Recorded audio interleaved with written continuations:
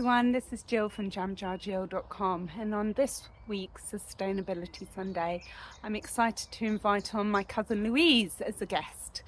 Louise has her own business which is called Remedies by Nature, so make sure you check out the links below and give her a follow.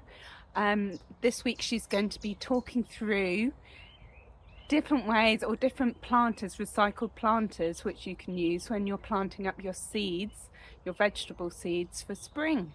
So I hope you enjoy this feature, I hope it inspires you, and I hope you have a good Sunday. Take care everyone. Good morning everyone. Hi, I'm Louise from Remedies by Nature. I'm Jill's cousin, and today I'm planting seed using recycled containers.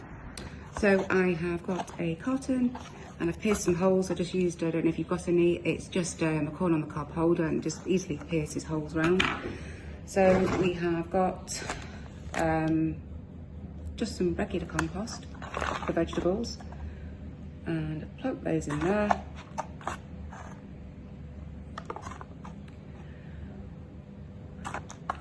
So you've probably got about that much, probably need to add a little bit more.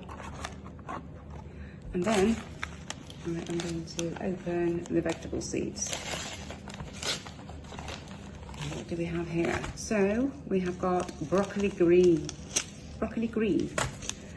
So I'm just going to scatter the seeds in.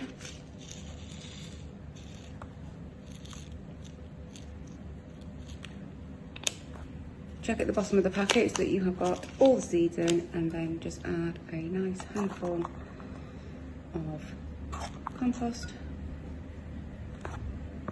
water, and put the lid on, store in somewhere dry, and keep checking on it and water it every day if needed.